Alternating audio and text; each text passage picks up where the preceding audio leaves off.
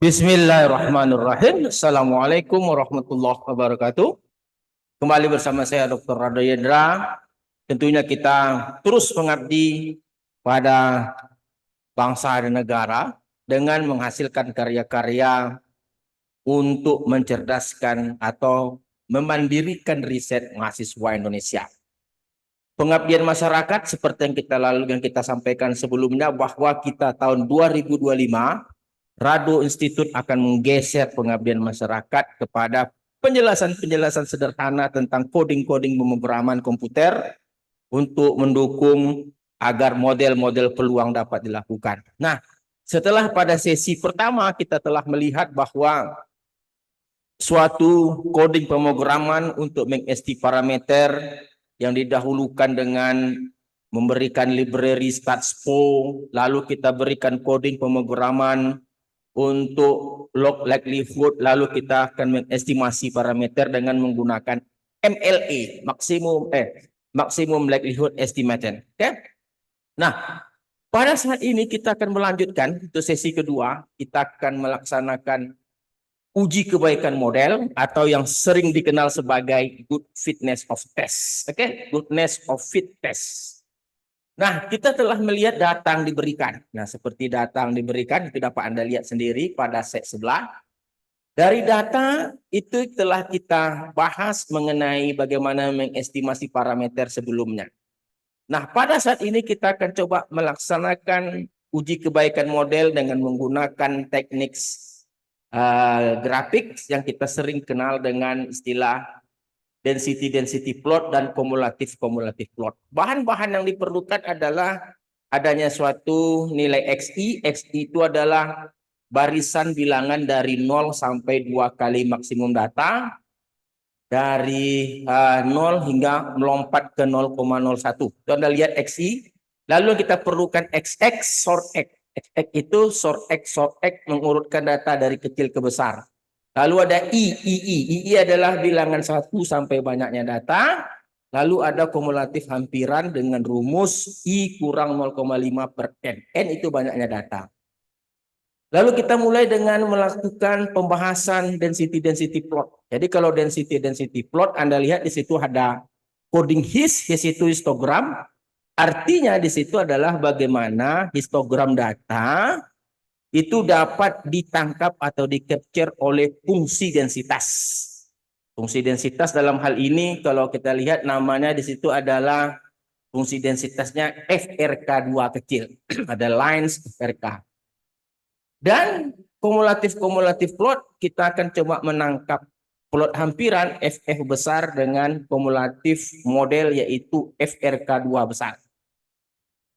Nah, hasilnya grafiknya itu Anda lihat di bawah. Di bawah itu ada grafik yang di sebelah, kalau dari saya itu sebelah kiri, bagaimana suatu garis hijau fungsi densitas peluang dari model Rado Institute Distribution untuk K sama dengan 2 yang berwarna hijau itu dapat menangkap histogram yang berwarna abu-abu. Nah, itu density plot. Lalu di sebelah kanan ada garis grafik warna abu-abu ditutup atau ditangkap oleh garis putus-putus warna hijau. Nah, garis abu-abu itulah yang dikatakan sebagai kumulatif hampiran yang atau dikenal dengan FF besar. Sudah Anda lihat FF dengan rumus II kurang 0,5 dibagi length. Length itu panjangnya data. Sedangkan garis jauh-jauh yang putus-putus itu adalah kumulatif model yang didapatkan dengan FRK2 besar. Nah, apa itu FR2 kecil, FR2K besar sudah kita bahas pada sesi yang pertama. Jadi kalau kita lihat, kalau kita sudah menguasai baik, bagaimana mengestimasi parameter, bagaimana melakukan uji kebaikan model, artinya itu 80% riset artikel tentang konsep pemodelan peluang sudah Anda kuasai. Tinggal lagi bercerita tentang introduction, introductionnya bagaimana, teorinya bagaimana, theoreticalnya bagaimana, lalu Anda ceritakan hasil dapatan, result, conclusion, dan seterusnya.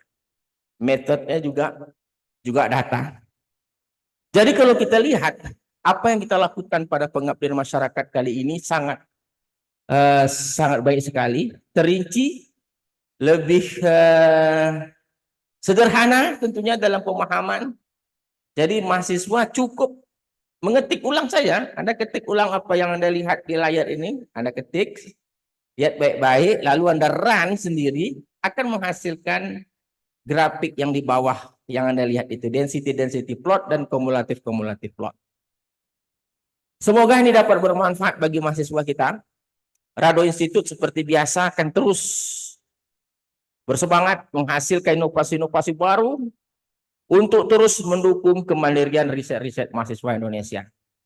Oke, pada sesi 2 ini saya rasa kalau kita gabungkan dengan sesi 1 cukup untuk menjadi modal bagi mahasiswa, tentu sebagai pemula tentunya, untuk menghasilkan karya-karya yang baik. Oke, saya rasa besok kita akan lihat lagi bagaimana model selanjutnya untuk Rado Institute Distribution K sama dengan 3. Kalau sekarang K sama dengan 2. Untuk mempermantap kajian kita akan coba ulangi lagi nanti. Kita tambah lagi dengan RID K sama dengan 3. Kalau hari ini hanya untuk K sama dengan 2. Ke depan kita akan bahas untuk RID K sama dengan 3. Oke, saya rasa kalaulah kita sepakat sesama dosen tentunya di bidang apapun untuk memperkaya dunia maya ini dengan hal-hal positif seperti yang kita sampaikan.